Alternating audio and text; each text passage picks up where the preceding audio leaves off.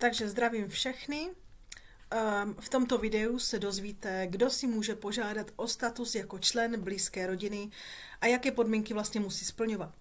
Takže 36.2021 již skončila lhůta pro udělení statusu EUSS.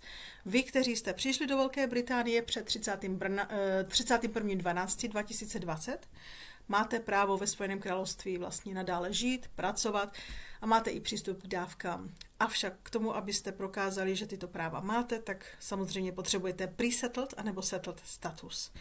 Pre-settled status je na 5 let a settled status je na pořád. Ale když si děláte status, tak samozřejmě nejen pro vás, ale i pro vaše děti. A v určitých případech i pro děti, které se narodily ve Velké Británii po roku 2020. To znamená, ne všechny děti mají automatický nárok na britský pas. Každopádně budou muset mít buď britský pas, anebo status. To už potom bude záležet, jaký status rodiče mají. To se pak můžete podívat v jiném videu. Jestliže žijete ve Spojeném království a máte pre-settled status, anebo settled status, a chcete si sem vlastně třeba někoho donést z blízké rodiny, aby tu s vámi žili, tak ještě předtím, než vlastně přijedou do Spojeného království, musí si požádat o status. Jo? Status bude založený na tom jejich rodinném příslušníkovi, který žije ve Velké Británii a už má vlastně ten pre-settled nebo settled status. Bude potom zapotřebí ten člověk potom bude muset vyplnit aplikaci, která se jmenuje Joining Family Member Application. Ale musí to být někdo, kdo je z blízké rodiny. Co to teda znamená? Kdo se počítá jako blízká rodina? Takže jsou to děti do 21 let, anebo nějaký dlouhodobý partner, partnerka, manžel nebo manželka. Jo?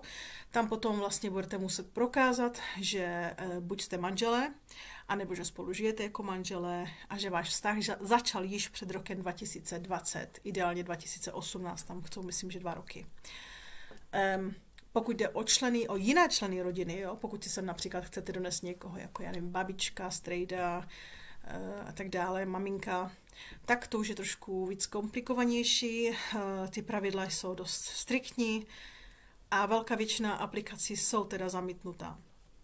Takže pokud sem budete chtít dostat jiného člena z rodiny, tak byste museli dokázat, že jsou vlastně na vás nějakým způsobem závislí. To znamená například finančně, to znamená, že posíláte pravidelně větší sumu peněz, jo, ne 10-20 liber. A nebo to, že vlastně to může být někdo, o koho vy se můžete sem přijet starat, jo, takže vlastně například vy jste nemocný a potřebujete pečovatele a někdo ze Slovenska nebo z Čech, třeba nějaký rodinný příslušník se může přijet se o vás starat, jo. Tam už je to taky zase strašně komplikovaný prokázat, ale dá se to, není to nemožné.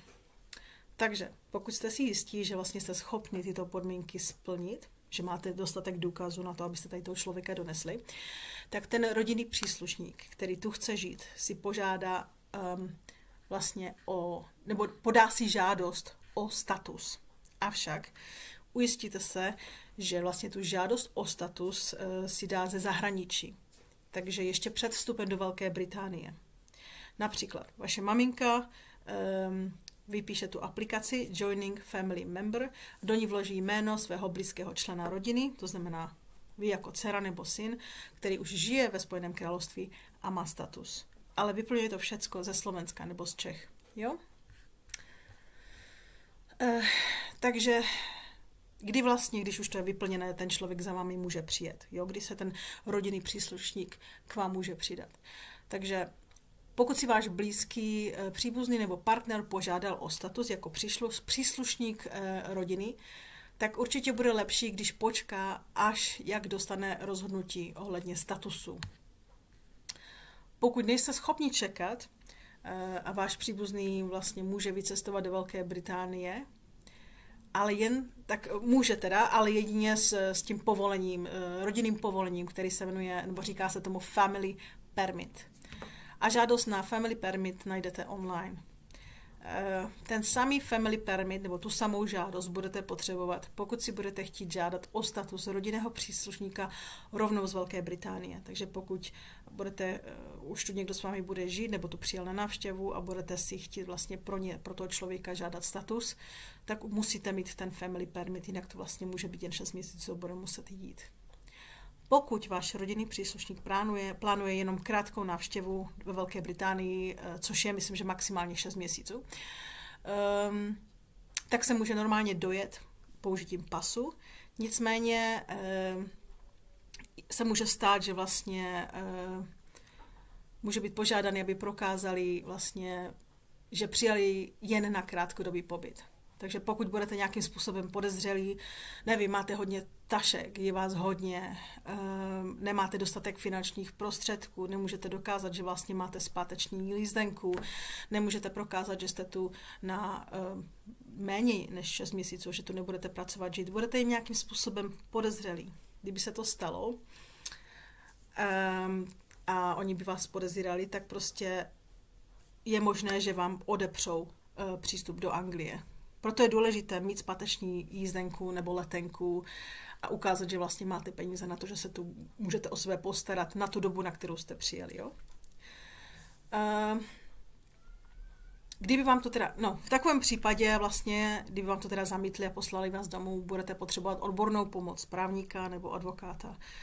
Kdyby se stalo, že váš status teda byl zamítnutý, tak opět je třeba vyhledat nějakou právní pomoc a prostě si zjistěte, zda máte nárok na status.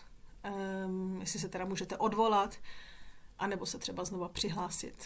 Ještě dříve, než semka přijedete, zbytečně utrácíte ty peníze, nejezdíte horem dolem, že jo. OK, tak to je všecko ode mě. Děkuji moc za shlédnutí tohoto videa, doufám, že jste si něco naučili. Podívejte se na naše odkazy dole a podívejte se na naše další videa. Děkuji moc.